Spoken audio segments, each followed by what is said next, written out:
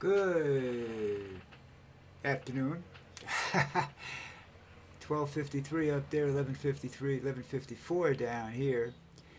Um, Now, let's talk. What's going to happen now? We have the debate tomorrow night, so there's really not much to talk about right now. I mean, I did read an article that Donald Trump claimed he was. I think he was in the Georgia Fulton County Jail for a couple hours or something like that, if that, from what I understand, might have been minutes. But anyhow, he claims to have been tortured in the Georgia prison system. Now, I know people that would love to torture that bastard, and if they got a hold of him for that reason, he wouldn't have walked out there looking nice and pretty. He would have, if he was lucky, he could get out of there. Now, that takes care of that, more or less. I mean, it's just another claim that he puts out there because he's looking for sympathy. Donald Trump has no empathy for others, but he wants empathy from everybody. He wants to be treated special, you know. And I'd like to see him treated special, and I'd like to see him be like someplace like Rikers Island. I'd like to see him treated special, you know. The man is getting away with everything, and I said the same thing when OJ was getting away with everything. I said that just thoroughly disgusts me and really turns me off in terms of the justice system in this you know time, I guess you could say. You know, it's kind of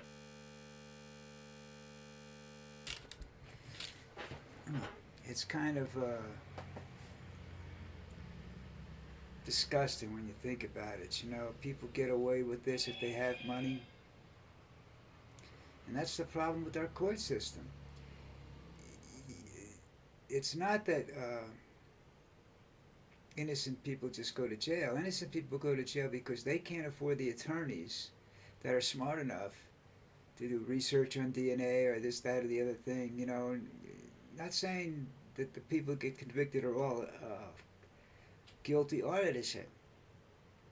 I'm just saying that the system is such that the richer you are, the better chance you have of getting off.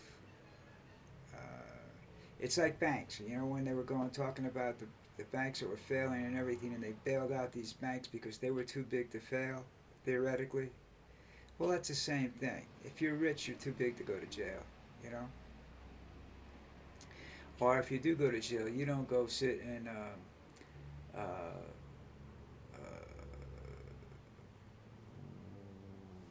I don't know what prison is in. I don't know what prison I can talk about. I don't know, I forgot, I don't know all the names of prisons, but you go to what they call Club Fed usually, which is, you've got tennis courts, par three golf course. This is the one in Connecticut. And you don't do anything, and you don't have to worry about it. That's where the rich people go. That's where they say rich people don't go to jail. They go to country clubs instead. Hopefully someday, probably not in my lifetime, we'll see. We'll see the way it's supposed to work. I don't know. We'll see. Now, there was a primary election in a few states, New York being one of them, and then a few others. Now, I don't know, go into the detail of who won what, but all I can tell you is that a bunch of Trump supported candidates or Trump backed candidates lost, or their elections were a lot closer than everybody expected it to be. Now, I get confused here because when I go out and I look at the polling numbers, I see that Donald Trump has got a big lead in the national polling. But if his backed candidates for governors and senators and congressmen and people like that can't win their own primaries, how is it that he has such a big lead in the national government? you know, in the run for presidency. And the only thing I can think of is that people actually vote in the primaries. You know, that they go out there and they take a vote and they vote, and it's a question of they're voting for people that are going to do something directly for them. You know, they have a, I don't know, they get a chance to choose, to really choose. When you vote for president, you don't get a chance to really choose. You have two candidates up there, you know, and right now, to be quite honest, you're either voting for a very old person. There's Lucy. You're either voting for a very old person or you're voting for a very corrupt and poisonous person. It's a you know. I said this when Hillary and he ran. It was the lesser of two evils, you know. Okay, so I don't have a lot to say today because there's not really everybody's sitting around and the things you hear you don't know what they're true or false or you know there's like the one of the news outlets has Donald Trump ready to pass out in an interview on debate, and you look at him and he looks like he's asleep. You know, I mean, and he does that. I don't think that's. I think that's a problem he has. I don't think he's all there right now, and I don't know. Uh, you know, I told you they do certain things with these people when they reach a certain age. You know, I can't have it done. I can't afford it. But you can get oxygen. They say oxygen treatments and stuff like this. Nothing's really what they call serious, serious. You know, life life changing treatments. But you can get more or less.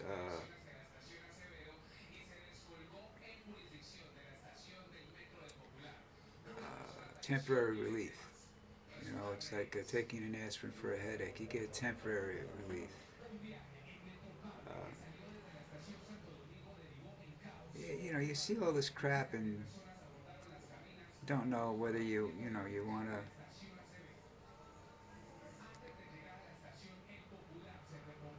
pay attention to it or not. You know, it's like protests. You know, and it turned violent. Who started the protest? Started the violence?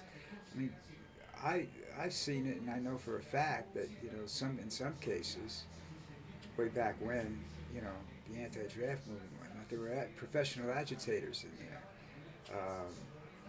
I talked to people after the Newark riots in a neighborhood that I was happened to be in patrolling at the time, and the people were very nice. You know, they were they weren't kids. Some were kids, some were teenagers and whatnot. And they basically said, we don't know what's going on. We don't want none of this. We're going to lose our house here now. Our neighborhood's going to be worth nothing now. You know, we've lived here all our lives. And they were right. You know, and I have no idea who started it. You know, I know the reasonings behind it, but it's not that. But the actual riots, I mean, they were supposedly people that came up from the south, armed caravans. That some were stopped, some got through. You know, and let off a few people. If they supposedly if they let it was the beginning of a race war. You know, you have to wait till Trump gets elected to see the race war. Then you'll see it. Probably, maybe. Who knows? People today surprise me in every turn. You know, with the degree of violence and the degree of apathy. You know, Colombia is an example of that. The country I live in, it's got violence constantly. You know, I mean, and you see you'll see the video of a such and such a person committing a crime, and 90% of the time they get away with that particular crime. They may get caught doing something else later on. I don't know. You know, you have to. They don't give you the names or anything like this. You know, it's difficult to tell who these people are. For me, I'm not a professional analyzer. But they let the government do. They got a corrupt government, and they're just kind of lackadaisical about the whole thing. It's the same as in the United States. You know, You see a lot of corruption on a daily basis, and people don't do anything about it. Now, granted, it's very difficult to, if you're the average, it's very difficult for the average individual to go and improve corruption if you're not, you don't have access to all the files and everything. You just watch. I mean, down here, you watch the transit police stop a car, and the guy hands him 20,000 pesos, and he's free. For whatever the moving violation was, and that's just that's here, and apparently we have different things going on in the United States. Uh,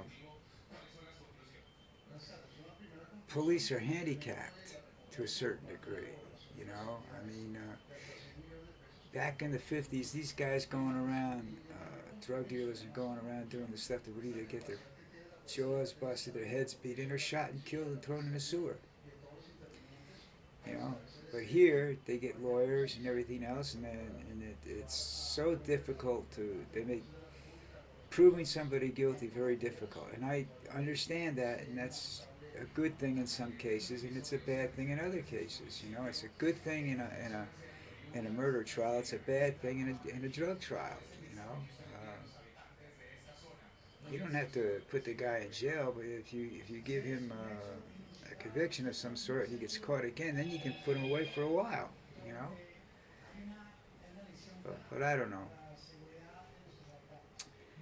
I will try to watch the debate tomorrow night, but I don't know whether I will or not.